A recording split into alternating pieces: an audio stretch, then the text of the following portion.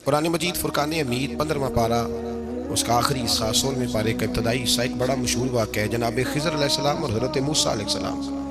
کسی وقت میں چاہتا ہوں کہ وہ سارا واقعہ تفصیل سے عرض کروں اور اسی طرح کی کسی نشست میں خاص لوگوں کی نشست میں وہ بات بھی عرض کروں گا، لیکن ایک بات ان میں سے یہ تھی کہ حضرت خضر علیہ السلام نے جناب موسیٰ علیہ السلام سے کہا تھا کہ آپ میرے ساتھ صبر نہیں کر سکیں گے،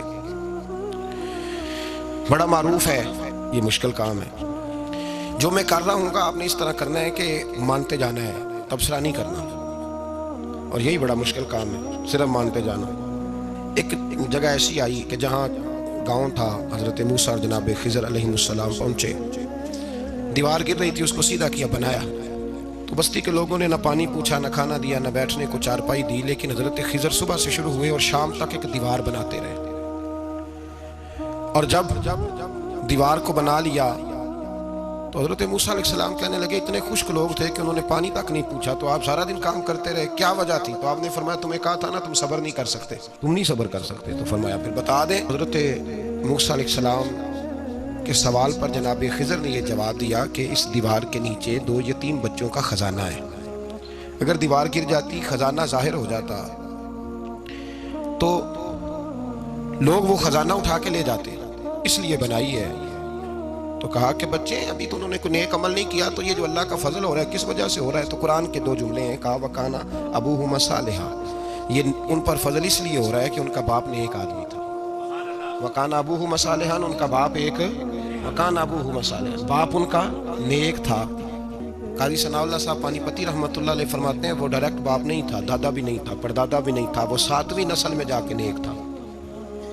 تو نسبت کی ایک بہار تو ہوئی نا، اس کا ایک اثر تو ہوا نا کہ 7ویں نسل تک کسی نیک آدمی کی اولاد پہ اللہ رحم فرماتا ہے۔ ہمارے زمانے میں ایک وہ گروپ ہے جو سرے سے طریقت کی، محبت کی، خلوص کی، وفا کی باتوں کا قائل ہی نہیں، افراد تفرید سے نکل کر درمیانہ رستہ اختیار کیا جائے۔ ایک وہ ہے جو قائل ہے تو نرا قائل ہے، کچھ لوگ سارا کچھ چھوڑ چھاڑ کے خالی نسبت کے قائل ہو گئے، وہ بھی غلط ہے۔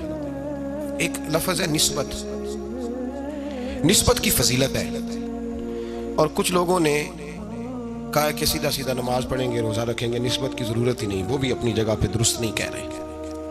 اسلام معتدل سا دین ہے، درمیانہ رستہ ہے، بڑا معتدل ہو کے، میٹھا ہو کے درمیانہ رستہ دکھاتا ہے اسلام۔ اس میں افراط اور تفریط نہیں پائی جاتی۔ اسلام کہتا ہے کہ تکبر نہیں کرنا اور درمیانے رستے پہ چلنا، یہ اصل خوبی ہے، لیکن عزت نفس کا خیال رکھنے کا بھی حکم دیتا ہے، خودداری کی بھی بات کرتا ہے۔ جو جماعت صوفیاء کی تھی، اہل اللہ، اللہ کے بندے تھے، وہ ہمیشہ معتدل رہے، معتدل رہے۔ انہوں نے کبھی بھی کسی بھی موقع پر کسی کے آگے ہاتھ نہیں پھیلایا، کسی بھی جگہ خودداری کا بھی وہ لحاظ کرتے تھے۔ تو اہل اللہ کے ہاں افراط و تفریط نہیں ہوتی، درمیانہ رستہ ہوتا ہے۔